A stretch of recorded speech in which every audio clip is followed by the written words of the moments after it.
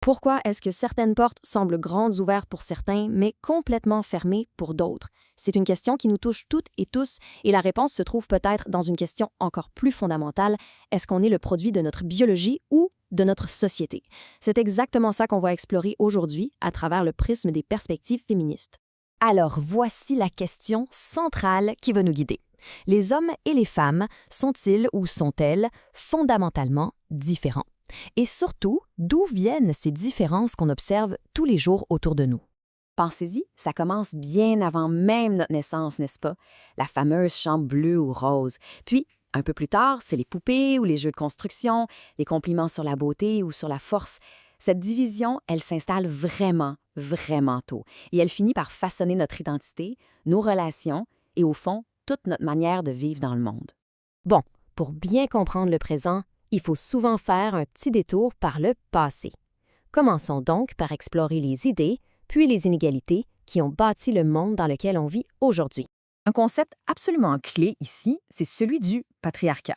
C'est quoi? C'est un système social où le pouvoir et les privilèges sont, historiquement, détenus en majorité par les hommes. L'historien Yuval Noah Harari le résume assez bien. Depuis la révolution agricole, dans presque toutes les sociétés, il valait mieux naître homme. Et cette idée-là, elle ne sort pas de nulle part. Pendant des siècles, de grands penseurs comme Aristote ou même Rousseau ont utilisé la philosophie pour justifier cette hiérarchie. Ils ont en quelque sorte transformé une construction sociale en une prétendue évidence naturelle. Mais attention, il ne faut pas croire que ces concepts sont juste de la vieille poussière qu'on trouve dans les livres d'histoire. Non, non. Ils ont un impact très, très concret sur nos vies encore aujourd'hui. Regardons les chiffres parce que ça parle. Au Québec, en 2016, même avec un diplôme universitaire en poche, une femme gagnait en moyenne 16 % de moins qu'un homme. Et l'écart se creuse de façon assez dramatique à mesure que le niveau de scolarité baisse. On atteint 27 % pour les personnes sans diplôme secondaire. Ça nous dit que l'éducation à elle seule ne suffit pas à expliquer cet écart. Et si on dézoome un peu à l'échelle de la planète, le portrait est encore plus frappant. Moins de 2 % des terres appartiennent à des femmes, elles représentent 70 % des personnes les plus pauvres de la planète et elles accomplissent les 2/3 des heures de travail, pour une infime partie du revenu mondial. Le point crucial ici, c'est que ces chiffres ne peuvent tout simplement pas s'expliquer par des choix individuels. Alors, comment on explique un décalage pareil? Face à ces inégalités, il y a deux grandes visions du monde qui s'affrontent. On pourrait résumer ça à nature ou culture. D'un côté, on a la vision naturaliste. En gros, les différences sont biologiques, donc les inégalités sont un peu inévitables. C'est la thèse du « c'est comme ça, c'est la nature ». De l'autre côté, on a le constructivisme social. Lui, il dit que les différences sont surtout culturelles, qu'elles sont apprises. Et ça change tout. Ça veut dire que nos identités sont façonnées par la société. Et si les inégalités sont construites, eh bien, elles peuvent aussi être déconstruites. Et face à cette idée de nature, justement, la pensée féministe a développé une réplique vraiment puissante, qui s'appuie sur un concept clé. Pour répondre à l'argument de la nature, le féminisme propose un outil super important, la distinction entre le sexe et le genre. Le sexe, c'est la biologie. Mais le genre, c'est autre chose. C'est tout l'ensemble des rôles, des comportements, des attentes que la société nous assigne en fonction de notre sexe. En bref, c'est une construction sociale. Et ça nous amène directement à la phrase la plus célèbre de Simone de Beauvoir, « On ne naît pas femme, on le devient ».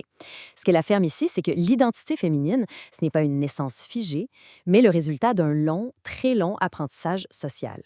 C'est une idée qui a littéralement changé la conversation. Mais cette idée-là va encore plus loin.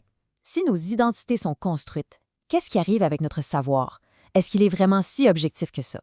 C'est la grosse question que pose ce qu'on appelle l'épistémologie féministe. En gros, elle se demande si notre savoir est vraiment neutre.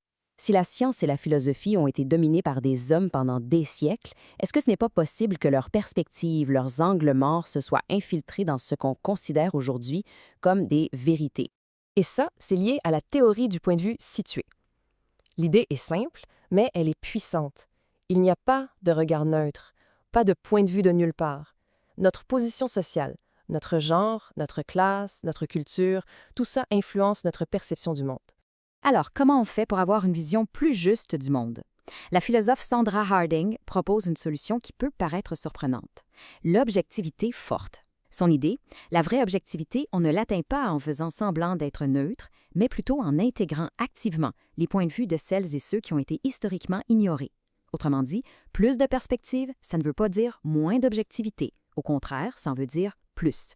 Mais bon, tout ça, ce n'est pas juste une question de théorie ou de philosophie.